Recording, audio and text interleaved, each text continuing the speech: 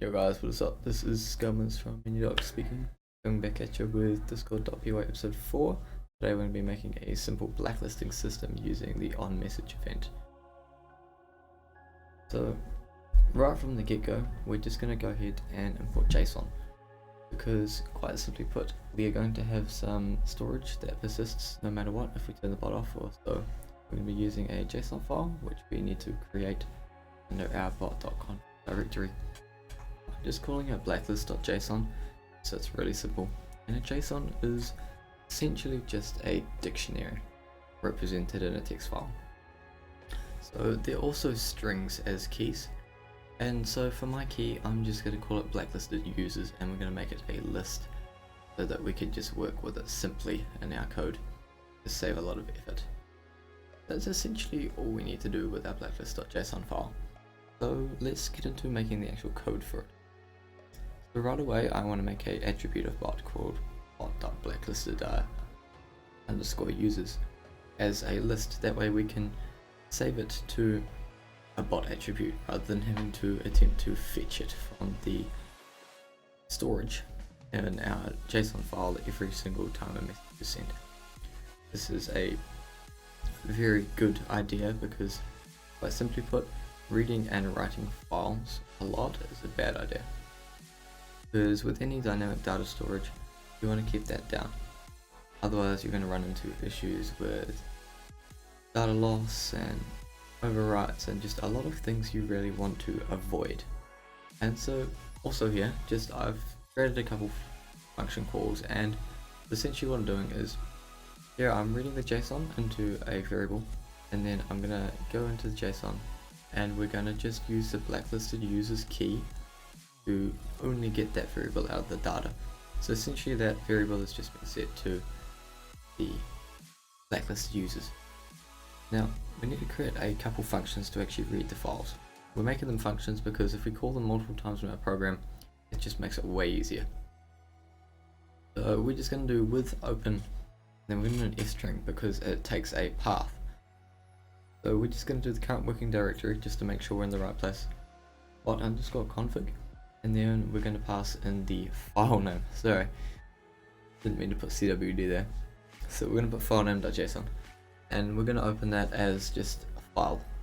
Now we're also going to put in an R here, so this is essentially meaning we're just going to open in read mode. We only want to read what's in the file, we don't want to actually touch it and work with it. We're just going to do json.load, pass in the file and save it to a variable which we then return from the function. So essentially that's all done for reading. Now we want to write data to the file, so we're going to make a write JSON function. Essentially this is going to take a data, which is a dictionary, and a file path, file name for the path. So we're actually just going to reuse that code from up above, except now we're going to change it to write mode because we actually want to write data to the file rather than just look at what's within the file. So essentially now we just need to set it to something quite different. So we're going to do actually json.dumps, pass in the data, which is our dictionary, the file to put it to, and we're also going to do indent equals 4. So this just makes it really nice and easy to read the data. So if you don't do this, it's all going to end up on one line. If you do indent equals 4, it sort of spaces out really nice. Not going to affect us too much. Well, depending on how big your blacklisted users get. But for now, it's really just a readability thing. So all of these functions, it's fine to have them down here because the bot is called and run right down at the bottom of our file. So this is perfectly good. Now, moving on to the next thing we need to do is that we're going to actually start on the onMessage event. So this is a bot event, and the way you want to define this is by just async def on underscore message, and this takes one parameter, which is a message object which has author, channel, creator, all of that jazz.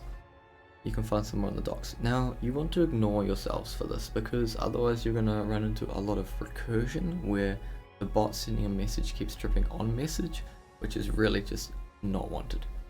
So we just do if message.author.id equals bot.user.id, which is essentially just a check to make sure that we aren't tripping it ourselves. Now the actual blacklisting system works off IDs, which is the best way to do it because you can't change your ID. So we're just going to check if the author of the message's ID is in the list for blacklisted users. Essentially, if it's in the list, you're a blacklisted user. So if you're in the list, we're just going to return, which means no commands will get processed for you. So that's essentially the blacklist part done. So we're going to add some commands later on, but for now I'm just going to show you something else. So let's say you want to process things in onMessage rather than having to make a command. So here I'm just doing if help is in message.content.lower. So if you want to have a look at what the actual message was rather than just a message object, you use .content. And I'm just doing .lower just so we can guarantee what we're doing. And now .send is a messageable.send, so we just do message.channel.send and send our message. This is essentially like a rip-off command. So rather than making a command called help or whatever, or having to check everything, we just do it like this. And now at the end of every onMessage event, well, not every, but if you have an onMessage event, you need to process commands. Because quite simply put, Discord.py will automatically do it if you don't have an onMessage. But if you make your own onMessage event and then you don't process commands, as the name states, it just won't process commands. So at the end of your file, you have to manually process commands. You can also tie that into like the blacklist system and things, which is why we're returning. That way we can guarantee that commands are not processed for any blacklisted users. And so what if you want to actually blacklist someone from your bot? So we're just going to make a simple blacklist command here, which takes a user as an argument, and we're type hinting that to discord.member so that we can simply do just user.id. So that just converts it into a member object, which means it's really easy for us to work with. Now we just want to add them to the blacklist, so we're going to add them to the bot attribute, blacklisted_users. We're just going to append it to that list with their ID, and then we do want to permanently store that, so if the bot goes offline we don't lose that data. So we're just going to read our file here. I meant to tap, not press that. But so we're just going to read our file here, and we're just going to also append the ID to the file and write it back into the file, so that when our bot goes offline, we're not going to have any issues.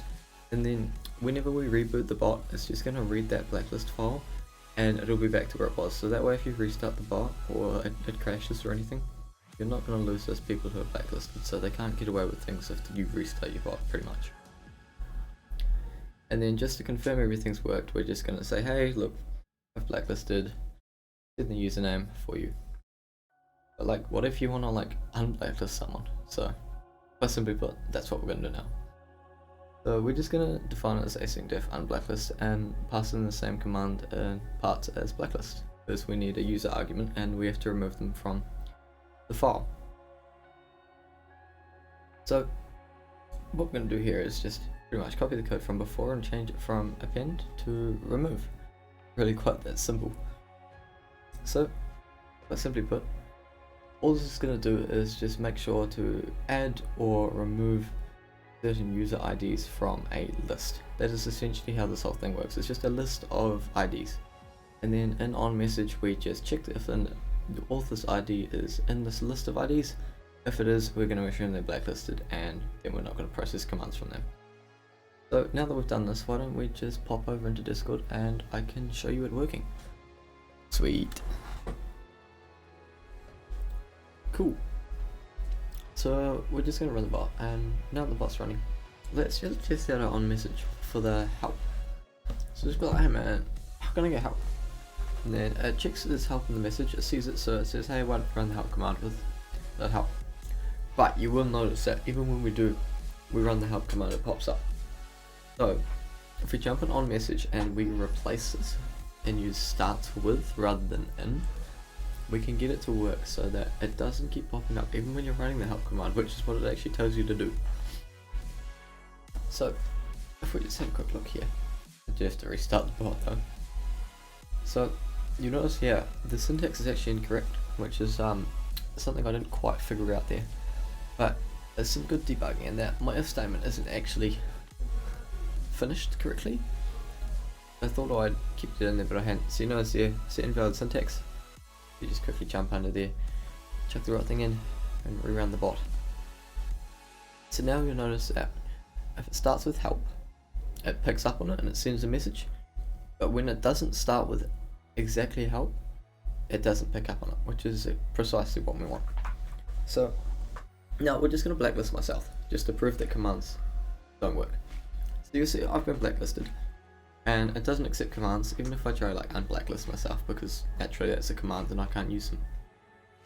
Well, then the way to solve that is, if you've blacklisted yourself, you're going to have to either get someone else to unblacklist you, or physically go into the JSON file, remove your ID, and then from there restart the bot.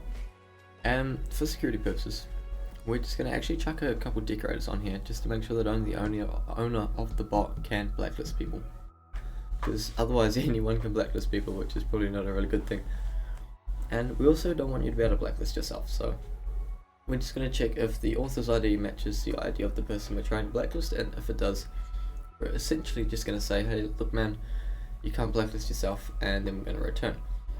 Which is, in my opinion, quite a good thing, because if you blacklist yourself, it is a real hassle to unblacklist yourself unless you've got someone else who can unblacklist you and you don't have @commands.isOwner set up.